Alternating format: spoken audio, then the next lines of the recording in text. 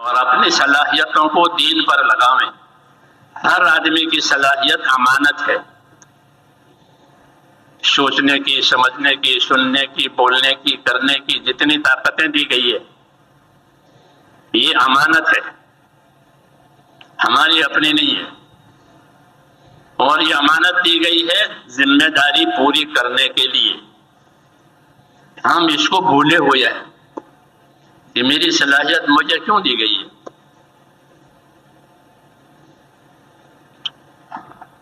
اس لیے صلاحیتیں برباد ہو رہی ہے، جی ہاں، اور ماحول بھی خراب ہو رہا ہے،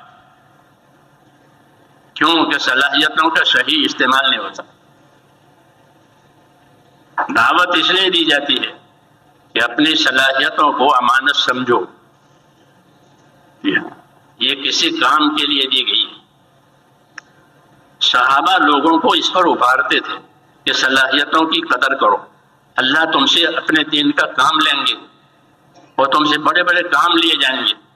عبداللہ بن مسعود رضی اللہ تعالیٰ عنہ وہ مشہور صحابی ہیں، وہ بڑے فقیہ ہیں، بڑے ذی علم ہیں۔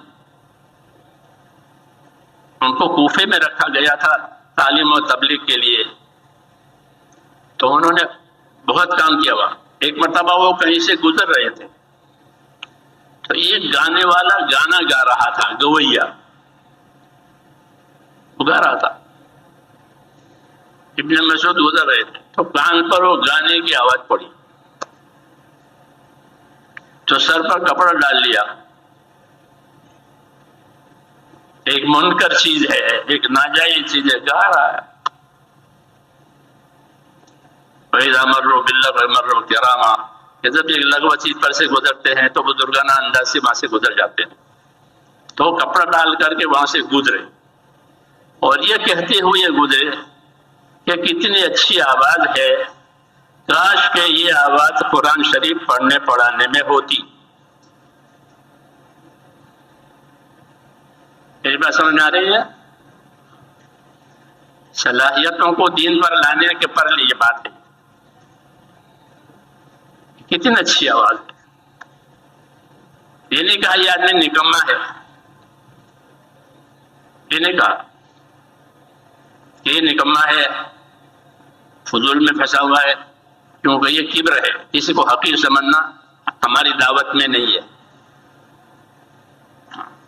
مولانا اللہ صاحب رحمۃ اللہ علیہ فرماتے تھے کہ ہماری دعوت اور تبلیغ تو خوبیوں کا لین دین ہے۔ یہ سوچو، یہ دیکھو لوگوں میں کیا کیا خوبیاں ہیں، اس آدمی میں کیا خوبی ہے، اس میں کیا خوبی ہے، اس علاقے کے رہنے والوں میں کیا خوبی ہے۔ یہ ایک نظر ہے یہ دعوت کے لیے، کیونکہ ہم کو لوگوں کی صلاحیت چاہیے، لوگوں کا مال متا نہیں چاہیے دین کے لیے۔ ہم نہیں کہیں گے کہ لاؤ، ہم کہیں گے لگاؤ، ہم نہیں کہیں گے لاؤ، کیا کہیں گے کہ لگاؤ۔ مولانا یوسف صاحب کے پاس ایک آدمی آئے تھے، کوئی رقم لے کر کے شروع میں، اور درخواست یہ کی کہ آپ کے پاس بہت لوگ آتے ہیں اور بہت لوگ نکلتے ہیں اللہ کے راستے میں، میں ایک رقم لے کر آیا ہوں، آپ اسے قبول کریں اور یہ آنے جانے والوں کو دیں۔ تو مولانا نے فرمایا مجھے تو آپ کی ضرورت ہے، رقم کی ضرورت نہیں ہے۔ یہ بھی نہیں کہا کہ تیری رقم نہیں چاہیے، یہ نہیں کہا، منع ہے، کیونکہ وہ محبت سے پیش کر رہا ہے۔ تو محبت کے جواب میں تکبر نہیں ہوتا کہ نہیں چاہیے۔ مولانا نے یہ جواب دیا کہ مجھے تو آپ کی ضرورت ہے، رقم کی ضرورت نہیں، آپ آ جائیے۔ ہماری دعوت یہی ہے کہ اللہ کے بندوں کی صلاحیت اللہ پر لگ جائے، ہمیں کچھ نہیں چاہیے۔ اس لیے یہاں ہر آدمی جو بیٹھا ہوا ہے وہ اپنی صلاحیت کو اللہ کی امانت سمجھے کہ مجھے اللہ نے صلاحیت دی ہے، سوچنے کی، سمجھنے کی، کرنے کی، مال لگانے کی، خدمت کرنے کی، عبادت کرنے کی صلاحیتیں دی گئی ہیں، وہ کہاں لگے؟ اس لیے ابن مسعود رضی اللہ تعالیٰ عنہ نے اس بات کی طرف اشارہ کیا اس کا نام زازان تھا. کتنی اچھی آواز ہے. کاش یہ قرآن شریف کے پڑھنے پڑھانے میں ہوتی. قرآن سیکھتا، قرآن پڑھتا، لوگوں کو قرآن پڑھاتا خوش الحانی سے، تو کتنی بڑی بات ہوتی. خیرکم من تعلم القرآن وعلمہ ہوا، حضور صلی اللہ علیہ وسلم فرماتے ہیں کہ تم میں سب سے بہتر وہ ہے کہ جو قرآن پاک کو سیکھے اور کیا کرے، سکھاوے. حضرت عثمان اس کے راوی ہیں، روایت کرتے ہیں کہ تم میں سب سے بہتر آدمی وہ ہے جو قرآن شریف کو سیکھے اور سکھائے. عثمان رضی اللہ تعالیٰ عنہ کی صحبت میں بزرگ تابعی بیٹھے ہوئے تھے، سلمی. انہوں نے یہ حدیث سنی. کہتے ہیں جب سے میں نے حضرت عثمان رضی اللہ تعالیٰ عنہ سے یہ حدیث سنی، قرآن کی خدمت کے لیے میں بیٹھ گیا. اور اب تقریباً 70 برس ہو رہے ہیں کہ میں اس خدمت پر ہوں، کہ اللہ کے بندوں کو قرآن سکھاتا ہوں، سیکھتا ہوں، سکھاتا ہوں. اور کہا اس حدیث کو سن کر کے یہ 70 برس سے میری یہی مشغولیت ہے. یہ فیتبعون احسن، کہ وہ اتباع احسن کرتے ہیں کہ جب عمل کا نمبر آتا ہے تو اپنے عمل کی اچھی سے اچھی شکل بناتے ہیں. 70 سال قرآن کی خدمت کو دی. کیوں؟ ایک حدیث سنی ایک صحابی سے کہ تم میں سب سے بہتر وہ ہے. بہترین امت کا بہترین آدمی کون؟ کہ بہترین امت کا بہترین آدمی وہ ہے جو قرآن سیکھے اور سکھاوے. اس لیے ابن مسعود نے اس کو اس کی طرف اشارہ کیا کہ کتنی اچھی آواز ہے، کاش یہ قرآن کریم کے پڑھنے پڑھانے میں، سیکھنے سکھانے میں ہوتی. یہ کہہ کر کے گزر گئے. کسی نے اس کو یہ بات پہنچائی کہ صحابی رسول یہاں سے گزرے ہیں اور یہ فرماتے ہوئے نکل گئے.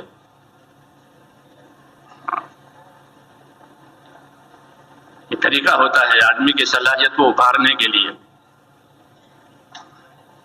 بس اس نے وہ گانا چھوڑ دیا اور ابن مسعود کے پیچھے ہو گئے تلاش کر کے، اور ان کے شاگرد بنے، ان کے علوم سے فائدہ اٹھایا. اب آپ سے یہی سیکھنا ہے جس کی آپ نے دعوت دی کہ کتنا اچھا ہوتا ہے یہ قرآن کے پیچھے.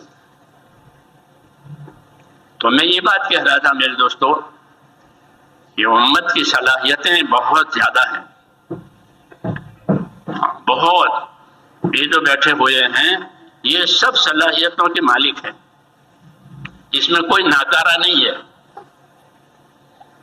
کوئی بیکار نہیں ہے. اللہ نے کسی کو بیکار پیدا ہی نہیں کیا.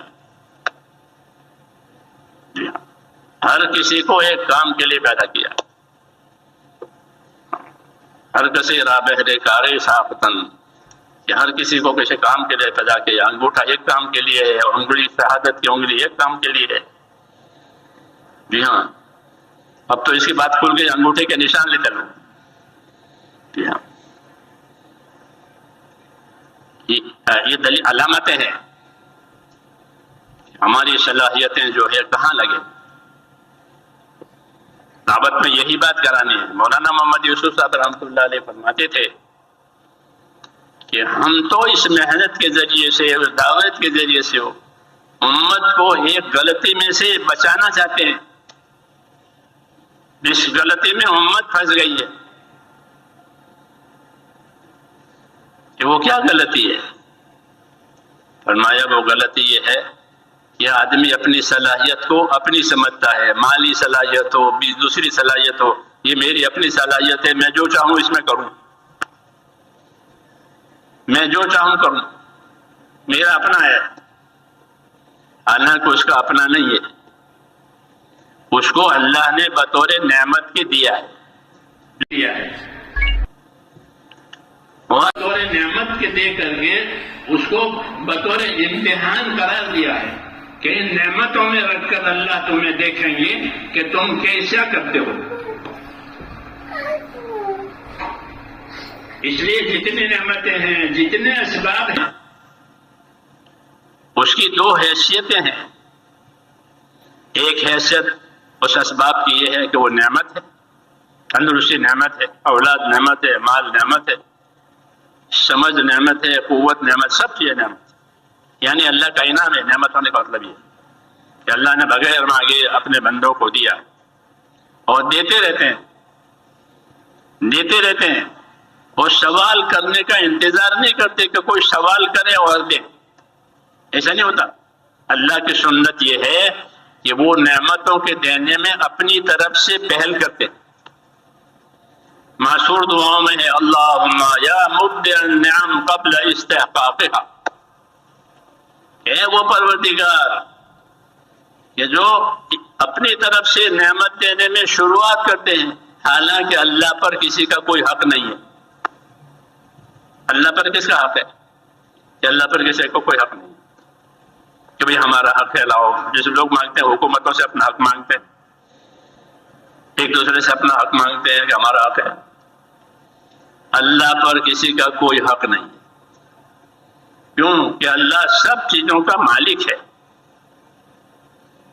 اس کا کوئی شریک نہیں کہ حق مانگے۔ بھائی بھائی کا شریک ہوتا ہے، وہ حق مانگے گا، جی ہاں، اس کا کوئی شریک نہیں، اس کے برابر کوئی نہیں، اس کے مثل کوئی نہیں، اس کے مقابل کا کوئی نہیں۔ پھر جو دے رہے ہیں تو کہ حق کسی کا بھی نہیں ہے اللہ پر، وہ اپنی طرف سے بطور انعام اور اکرام کے دیتے ہیں، یہ لو یہ لو یہ لو، جو مانگا وہ بھی دیا اور جو نہیں مانگا وہ بھی دیا، اور مانگنے پر جو دیا وہ اس کے مانگنے سے زیادہ دیا، اور اپنی طرف سے شروعات کی ہے۔ ہاں، یہ نہیں کہ کسی کی درخواست آوے تو دیکھیں کیسے۔ حضور صلی اللہ علیہ وسلم اللہ کی یہ شان ظاہر کر رہے ہیں اپنی دعاؤں میں، اللہم یا مبدع النعم قبل استحقاق، اے وہ ذات کہ جو نعمت دینے میں اپنی طرف سے شروع کرے حالانکہ اللہ پر کسی کا کوئی حق بھی نہیں ہے۔ بھی نعمتیں آتی رہتی ہیں، اسباب ملتے رہتے ہیں، ان اسباب کے بارے میں کیا موقف ہے، کیا ذمہ داری ہے؟ تو میں نے عرض کیا کہ ایک طرف تو یہ اسباب اللہ کی نعمتیں ہیں جیسا کہ معروف مشہور ہے، سب جانتے ہیں۔ دوسری طرف یہ جتنے اسباب دیے گئے ہیں وہ اللہ تعالیٰ کی ایک نعمت ہے اور ایک امتحان ہے، امانت ہے۔ یہ امانت ہے، آنکھیں امانت ہے، کان امانت ہے، زبان امانت ہے، دل دماغ امانت ہے، مال امانت، اولاد امانت، سب امانت۔ ہمارا پورا دین امانتوں پر ہے اور امانت داری پر ہے، بے ایمانی کو کوئی تعلق نہیں ہے، بے عملی کا کوئی تعلق نہیں ہے، پورا دین امانت داری پر کھڑا ہے۔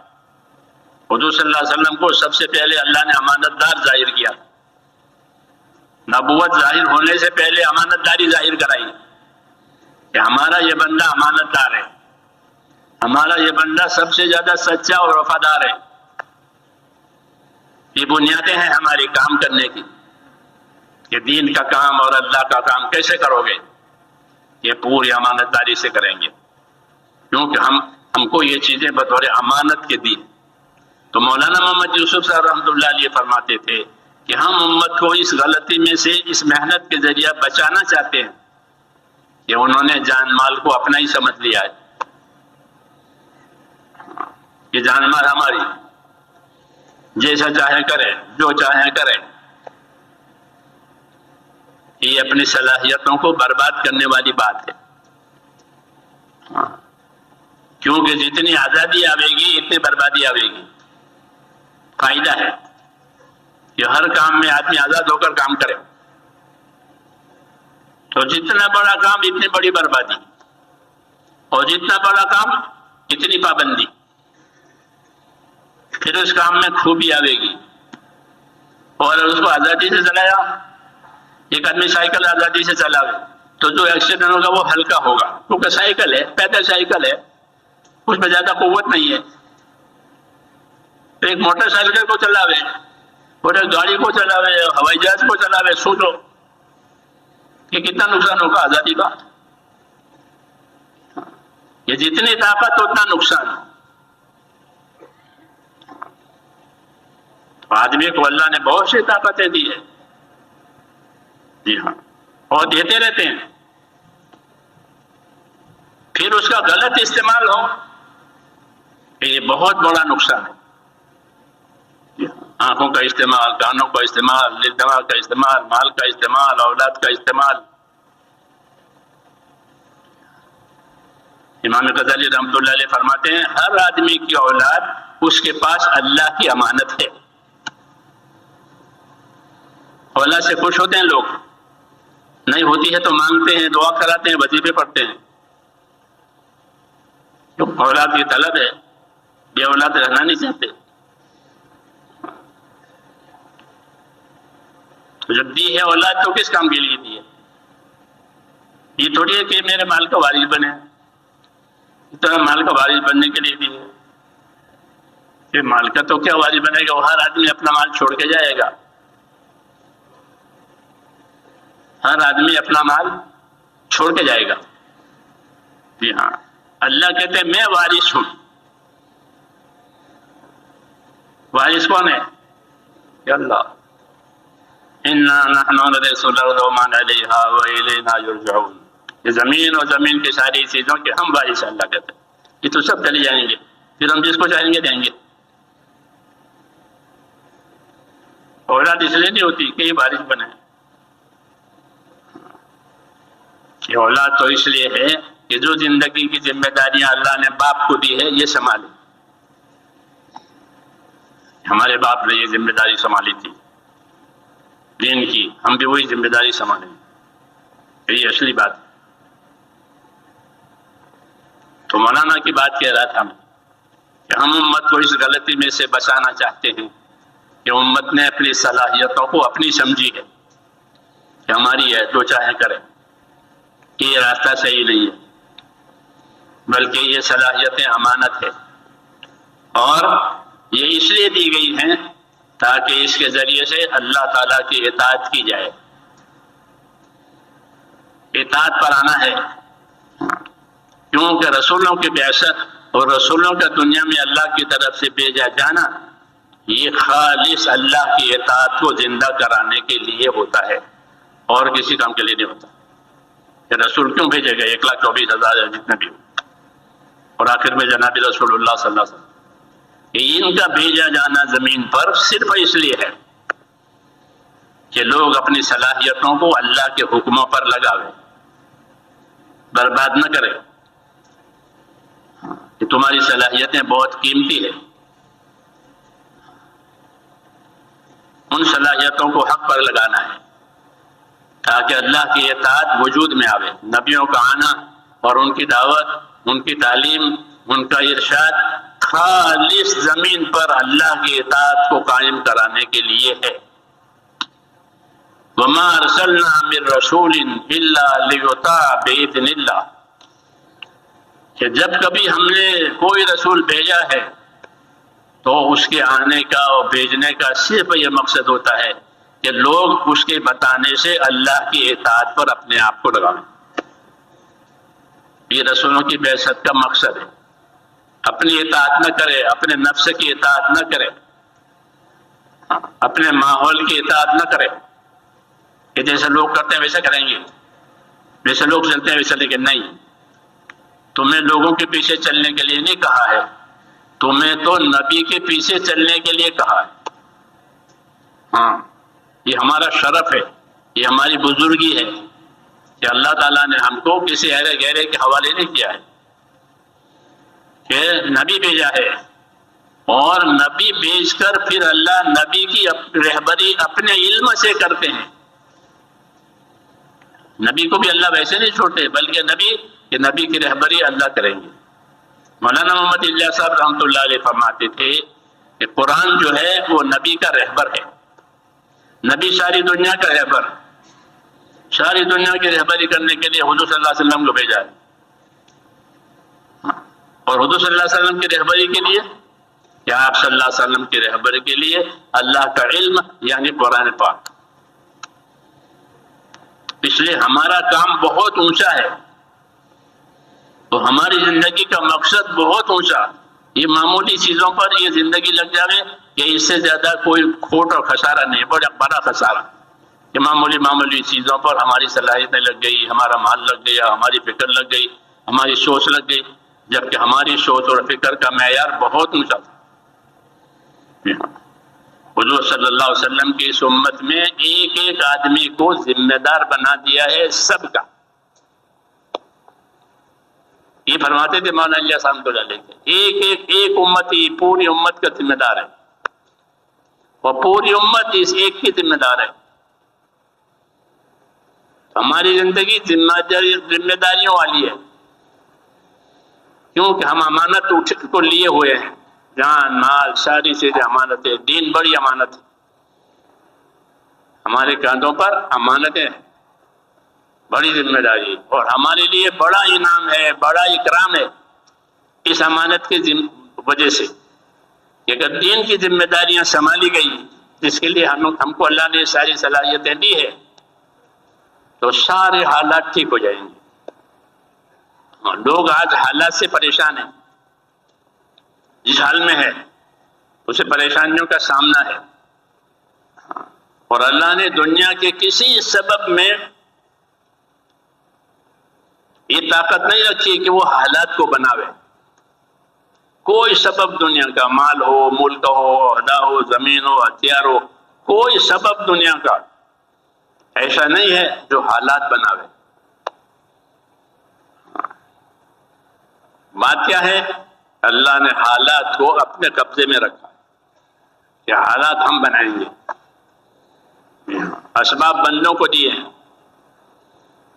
کہ دوا بیچنے والوں کو دی، دوا جاننے والوں کو دی، اور شفا اپنے ہاتھ میں رکھی ہے کہ شفا کون دے گا؟ یہ شفا اللہ دے گا۔ وَإِذَا مَرِضْتُ فَهُوَ يَشْفِينِ، ابراہیم علیہ السلام کہہ رہے ہیں کہ میرا خدا وہ ہے کہ جب میں بیمار ہو جاؤں تو مجھے شفا وہ دے۔ تو دوائیں ہمارے قبضے میں ہیں، علاج کے اسباب ہمارے قبضے میں ہیں، ساری مشینیں ہمارے قبضے میں ہیں، اور شفا کون دے گا؟ یہ شفا اللہ دے گا۔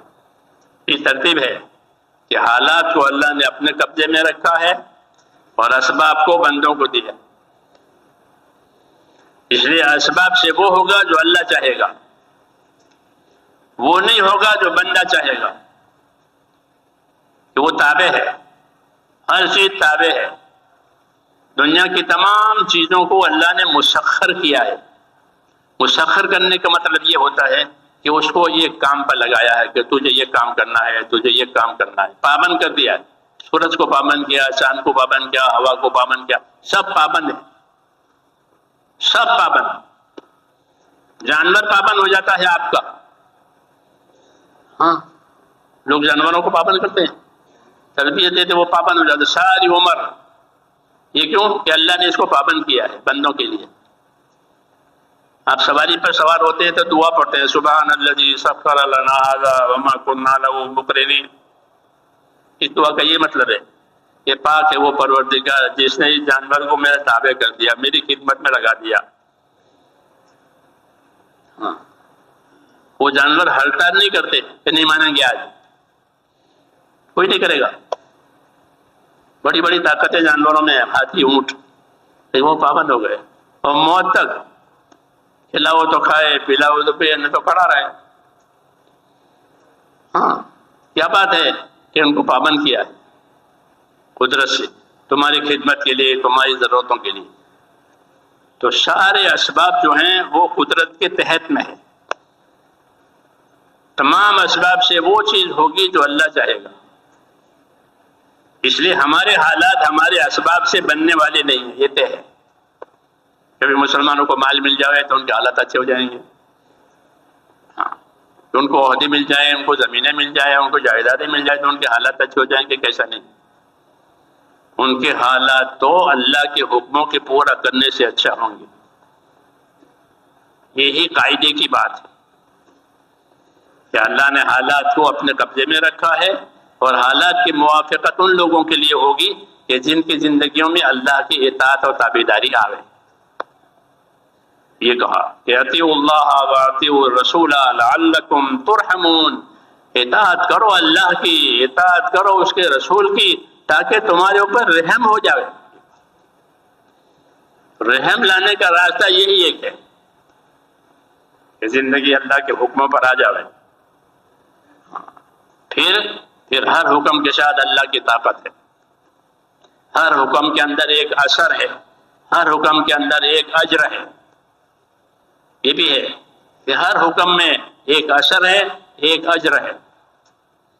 جب زندگی حکم والی ہوگی تو کتنے ہی اچھے اچھے آثار زندگیوں میں آئیں گے، اور زندگی حکموں سے کٹی ہوئی ہوگی کہ کوئی اچھا اثر کوئی بھی چیز پیدا نہیں کرے گی. اللہ نہیں چاہتا تو نہیں ہوگا.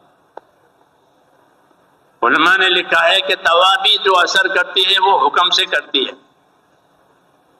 فرشتہ ہوتا ہے وہ دوا کو درد کی جگہ پر پہنچاتا ہے تو درد دور ہو جاتا ہے.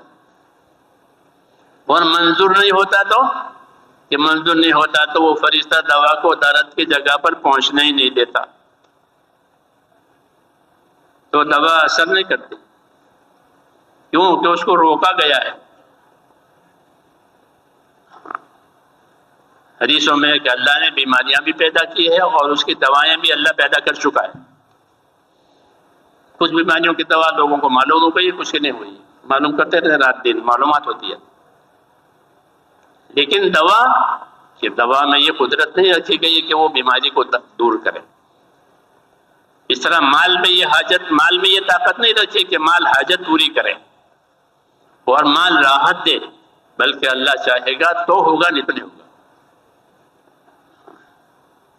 کہ مال مصیبت ہو گیا. ہاں، کیا بات ہوئی کہ مال کو ظالموں نے دیکھ لیا اور ظالم اس کے پیچھے ہو گئے. ہو رہا ہے دنیا میں کہ مال کی وجہ سے مصیبت آ گئی. یہ اللہ بتاتے ہیں کہ جتنے غلط یقین جمیں گے اسباب کے اعتبار سے، اللہ کی قدرت اس کی کاٹ کرے گی. ہاں، حالات ایسے پیدا کریں گے کہ جو آدمی سوچ رہا تھا وہ نہیں ہوگا. کہ مال سے راحت ملے گی، مال سے راحت نہیں ملے گی. ہاں، کہ مال سے آفت آئے گی، مال کی وجہ سے آفت آئی، مال کی وجہ سے دشمنیاں ہوئی، مال کی وجہ سے حسد ہوا، حالات بگڑ گئے. اس لیے میرے دوستوں، سب سے زیادہ طاقتور چیز جو ہے وہ اللہ کا امر ہے. الا لہ الخلق والامر. یاد رکھو، مخلوق بھی اللہ کی اور امر اور حکم بھی اللہ کا. مخلوق میں وہ بات چلے گی جس کا اللہ امر کریں گے.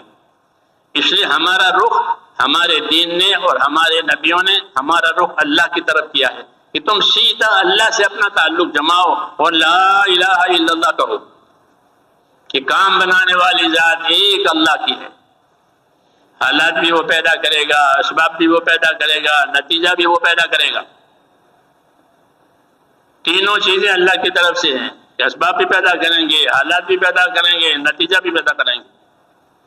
تو تمہیں کیا کرنا ہے کہ ہمیں ان اسباب میں اللہ کے حکموں کو اور اس کے دین کو زندہ کرنا ہے. ہمارے لیے اسباب اس لیے نہیں پیدا کیے کہ ہم اسباب سے محبت کر کے اسباب کے اوپر زندگیوں کو ڈالیں، بلکہ ہمیں اسباب اس لیے دیے ہیں کہ ان اسباب میں اللہ تعالیٰ کا جو حکم ہے وہ ہم پورا کریں. تاجر تجارت میں ہمارا تاجر تجارت میں مال کے لیے نہیں لگے گا، بلکہ ہمارا تاجر تجارت میں تجارت کا حکم پورا کرنے کے لیے لگے گا. ہمارا زمیندار کہ زمین میں کہ زمینداری کو فائدہ حاصل کرنے کے لیے نہیں، بلکہ زمینداری کے کیا حکم ہے وہ پورا کریں گے. پھر فائدہ تو کہیں گیا ہی نہیں ہے، تجارت کا نفع کہیں گیا ہی نہیں ہے. اس لیے حضور صلی اللہ علیہ وسلم نے تجارت کے فضائل بیان کیے، تجارت کے مسائل بیان کیے، زمینداری کے فضائل بیان کیے، زمینداری کے مسائل بیان کیے، مزدوری کے فضائل بیان کیے، مزدوری کے مسائل بیان کیے. سب چیزوں کے مولانا جس کہتے ہیں سب چیزوں کے فضائل مسائل ہیں. یہ مزدوری کی یہ فضیلت ہے، تجارت کی یہ فضیلت ہے، زمینداری کی یہ فضیلت ہے. خالی زمینداری کوئی دھندا نہیں ہے، بلکہ یہ بھی ایک فضیلت کی چیز ہے کہ اگر اس میں اللہ کے حکموں کی رعایت کے ساتھ یہ داخل ہوا تو اس کی زمینداری، اس کی مالداری، اس کی عہدیداری سب عبادت بن جائے گی. کیونکہ ہر لائن کے حکم دیے گئے ہیں اور اس کی فضیلتیں بیان کی گئی ہے کہ آپ کو یہ ملے گا اور یہ ملے گا اور یہ ملے گا.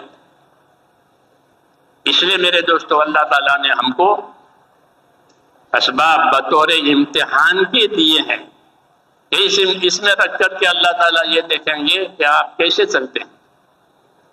رسول صلی اللہ علیہ وسلم نے فرمایا، دو باتیں فرمائی، فرمایا دنیا ہری بھری اور میٹھی ہے۔ یہ کیسی ہے؟ ہر آدمی کو دنیا ہری بھری اور میٹھی لگتی ہے۔ مثال دی ہے جیسے جانور کو جب پہلی بارش ہوتی ہے وہ جو سبزہ اگتا ہے وہ ہرا بھرا اور میٹھا ہوتا ہے، اور جانور اس کو خوب چرتا ہے، پیچھے سے مارے تو بھی نہیں ہٹے گا کیونکہ اس کو ایسا لذیذ لگتا ہے، ریشم کی طرح وہ نرم ہوتا ہے۔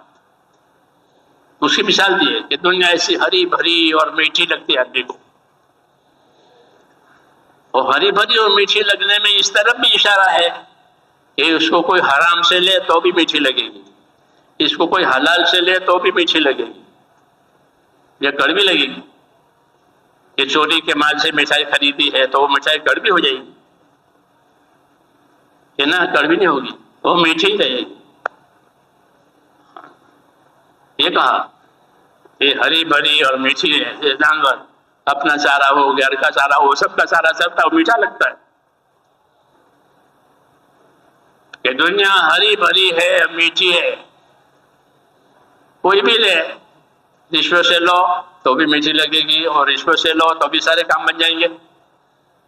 رشوت کے مال سے زیادتی ہوئی کہ ہوگی، رشوت کے مال سے بلنگ ہوگی کہ ہو گئی، رشوت کے مال سے علاج ہو کہ ہو گئی۔ جی ہاں، یہ بات ہے، سمجھائیے کہ دنیا ہری بھری اور میٹھی ہے۔ اور اللہ کی کیا ترتیب ہے؟ کہ اللہ کی ترتیب اس ہری بھری دنیا میں یہ ہے کہ اللہ تمہیں ایک کے بعد ایک کو اس پر لائیں گے کہ پہلے ہمارے دادا تھے، پہلے ہمارے دادا تھے یہاں، اس کے بعد ہمارے ابا آئے، اور ابا کے بعد اب ہم ہیں۔ یہ فرمایا وَإِنَّ اللَّهَ تَعَالَى مُسْتَخْلِفُكُمْ فِيهَا، ایک کے بعد ایک کو لانا، کوئی اپنے ساتھ لے کے نہیں لے جاتا کہ دادا تھے سب لے گئے، ایسا نہیں ہے، وہ دادا بھی چھوڑ کر چلے گئے، وہ ابا بھی چھوڑ کے چلے گئے، اب ہم ہیں پوتے،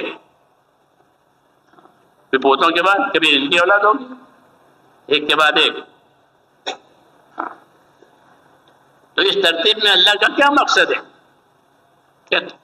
کہ دنیا دکھانا مقصد ہے، اس کا ہرا بھرا ہونا مقصد ہے، اس کا میٹھا ہونا دکھانا نہیں، اس کو ہرا بھرا بنا کر کے امتحان بنایا ہے، اس کو میٹھا بنا کر امتحان بنایا ہے کہ کون اس میں اللہ کے حکموں کی رعایت سے چلتا ہے اور کون اللہ کے حکموں کو توڑ کر کے اندر گھستا ہے، یہ دیکھنے کے لیے ہے۔ وَإِنَّ اللَّهَ تَعَالَى مُسْتَخْلِفُكُمْ فِيهَا فَيَنْظُرُ كَيْفَ تَعْمَلُونَ، پھر دیکھیں گے تمہارے عمل کیا بنتے ہیں۔ اس میں آدمی اپنی اپنی چیزوں میں گھس کر اپنا عمل بناتا ہے، اس کا وہ ذمہ دار ہے،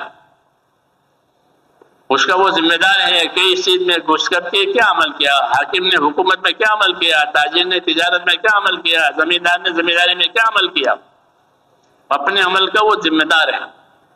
اس لیے فرمایا کہ ایک کے بعد ایک کو لا کر کے اللہ تعالیٰ تمہیں دیکھے گا کہ تم کیا عمل کرتے ہو۔ اللہ کے نبیوں کی تعلیم یہ ہے کہ ہر آدمی اپنے اسباب میں امتحان میں ہے، اس امتحان میں کامیاب ہونے کے لیے وہ کوشش کرے، محنت کرے۔ کہ کون سی محنت؟ کہ اللہ کے حکموں والی محنت کرے۔ جب اللہ کے حکموں والی محنت کرے گا تو کیا نفع ہوگا؟ کہ اندر کا یقین بدلے گا۔ سب سے پہلی بات کہ اللہ کے حکموں کی محنت میں یہی سمجھا جاتا ہے کہ کرنے والا ایک اللہ ہے، اور جو ہوگا وہ اللہ کے حکم سے ہوگا۔ اللہ راضی ہوگا تو حالات ٹھیک ہوں گے، ناراض ہوگا حالات بدل جائیں گے۔ یہ دعوت ہے۔ تو جب اس حکم کی اس لائن کی محنت ہوگی تو اندر کا یقین بدلے گا کہ وہ جو ہوگا وہ تو اللہ سے ہوگا، اللہ کے غیر سے ہوگا نہیں، پھر اللہ کو کیوں ناراض کروں؟ اس لیے رخ بدلتا ہے دین کی محنت سے، دنیا کے اسباب میں، پھر وہ اللہ کے حکم کو لے کر کے جاتا ہے، اللہ کے حکم کو لے کر کے جائے گا، اللہ کے حکم کے ساتھ جائے گا۔ اور یہی مقصد ہے۔ اسباب کو اللہ نے ہم پر حرام نہیں کیا ہے کہ اس کو چھوڑو، چھوڑنے کی دعوت نہیں دی ہے کہ چھوڑو گھر کو، چھوڑو کاروبار کو، چھوڑو بیوی بچوں کو، کہ چھوڑنے کی دعوت نہیں دی ہے یہ کیوں کہ اللہ نے یہ سب چیزیں بندوں کے لیے پیدا کی ہے. اللہ کہتے ہیں میں نے تمہارے لیے ساری چیزیں پیدا کی ہیں. حضور صلی اللہ علیہ وسلم فرماتے ہیں کہ دنیا تمہارے لیے پیدا کی گئی ہے. تو ہمارے لیے ہے، ہاں ہمارے لیے پیدا ہو گئی ہے. تو پھر کیسے حرام کیا جائے گا اس کو؟ کیسے منع کیا گیا؟ کیسے چھوڑا جائے گا اس کو؟ یہ تمہارے لیے ہے تو یہ ہمارے لیے ہے. اور تم کو کس لیے پیدا کیا ہے؟ کہ تم کو اپنی دنیا میں آخرت بنانے کے لیے پیدا کیا ہے. یہ راستہ ہے کہ دنیا سے آخرت بناؤ، یہ دعوت ہے. اور یہ سمجھداری کی بات ہے کہ بنانے والے نے یہ رہبری کی ہے کہ دنیا تمہارے لیے ہے اور تم آخرت کے لیے ہو. اس لیے کامیاب بندہ وہ ہے جو اپنی دنیا سے آخرت بناوے. قارون کو اللہ نے مال دے کر یہ دعوت دی تھی، بہت مال دیا تھا اس کو، اس کے قصے مشہور ہیں. تو اس کو مال دے کر کے یہ دعوت دی تھی کہ وابتغی فیما آتاک اللہ الدار الآخرہ ولا تنس نصیبک من الدنیا، کہ تجھ کو اللہ نے جو مال دولت دے رکھی ہے اس سے تو اپنی آخرت بنا لے. اور یہ دعوت ہر مالدار کو ہے، چاہے اس کے پاس مال تھوڑا ہو چاہے اس کے پاس مال زیادہ ہو، کہ وہ اپنے مال سے آخرت بناوے. دنیا سے دنیا بنانے کی دعوت نہیں ہے کہ دنیا سے دنیا بناؤ، تو بنے گی، لیکن دنیا سے آخرت بنانا کہ ہاں اس کا طریقہ الگ ہے. اس کا طریقہ یہ ہے کہ اندر کا یقین بدلے، اندر اللہ تعالیٰ کا خوف آوے، اندر اللہ کی نعمتوں کی اور اس کے احسانات کی قدر آوے، اور پھر اپنے اسباب کو، اپنی صلاحیتوں کو حکم کے مطابق استعمال کریں کہ دنیا آخرت بن جائے گی. اسی دنیا سے آخرت بنے گی، اسی دنیا سے آخرت اجڑ بھی جائے گی. کہ اگر اپنے اسباب میں اپنی خواہشوں کے ساتھ آدمی استعمال ہوا تو وہ اپنی صلاحیتوں کو برباد کرے گا، اپنی خواہشات میں، من چاہی میں. حضور صلی اللہ علیہ وسلم نے ہم کو اسی سے آگاہ کیا ہے کہ کوئی اپنی صلاحیت کو برباد نہ کرے اللہ کے نافرمانیوں میں، اپنے خواہشوں میں، بلکہ اپنی صلاحیتوں سے اپنے آپ کو ایمان والا، دین والا، تقوی والا بناوے. پھر اللہ دنیا کی نعمتیں برکت کے ساتھ دیں گے. یہ بھی دستور ہے اللہ کا کہ جب ایمان اور تقوی اندر آ گیا تو اللہ نعمتیں بھی دیں گے اور برکت کے ساتھ دیں گے. دو طریقے سے دیتے ہیں، برکت کے ساتھ بھی دیتے ہیں، الجھن کے ساتھ بھی دیتے ہیں. الجھنوں کے ساتھ دیں گے کہ بہت دیا ہے لیکن بہت الجھن ہے، صبح کا ہوتی ہے شام کو ہوتی ہے پر وقت پتہ نہیں چلتا، اتنے الجھن ہیں. نیند نہیں آتی، نیند کی گولیاں کھاتے ہیں، کیوں کہ الجھنیں ہیں. دنیا کے اسباب دیے ہیں الجھنوں کے ساتھ، دنیا کے اسباب دیے ہیں برکتوں کے ساتھ. یہ ترتیب ہے اللہ کی کہ اگر دنیا کو ایمان بنا کر، تقوی بنا کر، محنت کر کے لیے ہے کہ یہ دنیا برکتوں والی ہوگی. اللہ تعالیٰ ایمان والوں کو برکت بھی دیتے ہیں، بدلہ بھی دیتے ہیں، دونوں دیتے ہیں. نماز کی برکت بھی ہوگی، نماز کا بدلہ بھی ہوگا، دونوں احسان ہے اللہ تعالیٰ کا. راستہ برکتوں کا بتایا ہے کہ اللہ سے دعا مانگو کہ اللہ ہمارے تمام کاموں میں برکت دے. دعائیں ہیں، نبیوں کو برکتوں کی بشارت دی جاتی تھی کہ آپ کو برکت کی بشارت ہے. کیوں کہ برکت جو ہے وہ ایمان کا سایہ ہے. جب ایمان تیار ہوگا اندر تو برکت ضرور آئے گی. جیسے درخت کھڑا ہو گیا تو سایہ ضرور پڑے گا. درخت کھڑا ہو گیا تو سایہ پڑے گا نہیں پڑے گا؟ وہ سایہ ہر وقت رہے گا، ہر روز، اور پھل وقت پر آئے گا. ایسا ایمان والے کو اس کی صحیح محنت اس کی برکتیں دیں گے، دنیا میں بھی دیں گے، موت کے وقت بھی دیں گے. اللہم بارک لی فی الموت اور موت کے بعد بھی برکت دیں گے. جی ہاں. اور بدلہ اپنے وقت پر دیں گے، بدلہ قیامت میں دیں گے، کیونکہ قیامت بدلہ دینے کا دن ہے، یوم الجزاء. بدلہ دینے کا وقت تو وہ قیامت ہے. وہاں ذرے ذرے کا حساب کر کے اللہ تعالیٰ دیں گے یہ آپ کا بدلہ. ایمان والوں کو دنیا برکتوں کے ساتھ ملتی ہے. برکتیں کس کی ہے کہ حکموں کی. برکتیں کس چیز کی ہے کہ طریقوں کی، کہ حکم کو سنبھالا ہے، طریقے کو سنبھالا ہے، اس کی محنت کی ہے. اس لیے دنیا برکتوں کے ساتھ، تو وہ دنیا آسان ہو جاتی ہے. آسان ہونے کا مطلب یہ ہے کہ اپنی حاجت بھی پوری ہو جاتی ہے اور آخرت بھی بن جاتی ہے، دونوں ہو جاتے ہیں۔ آسان ہو گیا کیا مطلب کہ دنیا سے اپنی حاجت بھی پوری ہو گئی اور آخرت بھی بن گئی۔ اب کوئی حسرت نہیں ہے، اب کوئی دنیا چھوٹے گی تو کوئی پچھتاوا نہیں ہے کہ تو دونوں ہو گئی، بلکہ آخرت بنائی ہے تو موت پر خوشی ہوگی۔ آخرت بنا کے مرنے والے کو موت پر خوشی ہوتی ہے کہ میں نے اپنی آخرت بنائی ہے۔ حضرت بلال رضی اللہ تعالیٰ عنہ کی اہلیہ ان کے مان لگے وہ رونے لگی، کیوں رو رہی ہو؟ کہ آپ جا رہے ہیں، یہ رونے کی بات نہیں ہے، خوشی کی بات ہے کہ کیوں کل ملاقات ہوگی کس سے؟ کہ محمد صلی اللہ علیہ وسلم سے اور ان کے اصحاب سے، ہاں کل ہماری ملاقات ہوگی، خوش ہے۔ بات کیا ہے کہ اپنی دنیا سے اپنی آخرت بنائی، اور یہی میرا جو تمہاری دعوت ہے، تمام نبیوں کی دعوت ہے۔ کسی نبی نے دنیا میں دنیا نہیں بنائی کہ دنیا بناؤ، یہ کہا کہ اپنی دنیا سے آخرت بناؤ۔ اگر دنیا سے آخرت بنائی تو وہ دنیا صاف ستھری ہوگی، وہ دنیا بھی پاک ہوگی، صاف ستھری آخرت کی وجہ سے، اور آخرت کے عمل کی پابندی کی وجہ سے جو دنیا ملے گی پاکیزہ ملے گی۔ ایمان والوں کو اللہ پاکیزہ دنیا دیتے ہیں، پاک دنیا۔ من عمل صالحا من ذکر او انثی وهو مؤمن فلنحینہ حیاتا طیبہ، کہ جو ایمان لائیں گے، اعمال صالحہ کریں گے، ان کو دنیا میں زندگی جینے کے لیے پاک زندگی دیں گے، پریشانیوں سے، گناہوں سے، دوسری تمام آلودگی سے پاک، برکتوں والی دنیا، چین والی دنیا، اطاعت والی دنیا۔ یہ اللہ تعالیٰ کے انعام کے وعدے ہیں۔ تو میں نے کہا ہم کو یہ کام دیا گیا ہے میرے دوستوں کہ ہماری صلاحیتیں کہاں لگے، یا دنیا کی معمولی سے فنا ہونے والی چیزوں میں لگے کہ نہیں، ہماری صلاحیتیں بہت قیمتی ہے۔ ایک سبحان اللہ بہت پہاڑ سے بڑا ہے، ایک سبحان اللہ، مسلمان کا سبحان اللہ، ایک سبحان اللہ بہت پہاڑ سے بڑا ہے۔ ایک ایک عمل اپنی جگہ اتنا قیمتی ہے، اس کی قیمت بتائیں گے اللہ کے رسول۔ پھر جس محنت سے سارے عمل زندہ ہوں، سارے اعمال زندہ ہوں، اس محنت کی کیا قیمت ہوگی؟ اس لیے ہماری صلاحیتوں کا صحیح مصرف اور ہماری صلاحیتوں کو لگانے کا صحیح میدان، وہ میرے دوستو اللہ تعالیٰ کا دین ہے۔ ہم کو اللہ نے دین دیا ہے، اسی پر بشارتیں ہیں، اسی پر سارے حالات کے بننے کا وعدہ ہے۔ دنیا کی کسی حکومت پر، کسی مال مرتبے پر حالات بننے کا وعدہ نہیں ہے۔ اللہ نے فرعون کے حالات بگاڑے، قارون کے حالات بگاڑے، یہ سب مال ملک والے ہیں۔ قوم سبا کے حالات بگاڑے، یہ زمیندار ہیں۔ قوم سمود کے حالات بگاڑے، یہ فیکٹریوں والے ہیں۔ یہ سب پہلے گزرے ہیں کہ جنہوں نے اللہ کے دین پر کوئی توجہ نہیں دی، ان کے حالات نہیں بنے۔ اس لیے ہم کو ساری تاریخ بتائی ہے، نبیوں کی بھی اور ماننے والوں کی بھی، نہ ماننے والوں کی بھی۔ کیوں؟ کہ ہم کو نبیوں والا کام کرنا ہے، اس لیے اس کے نتائج بتائے ہیں۔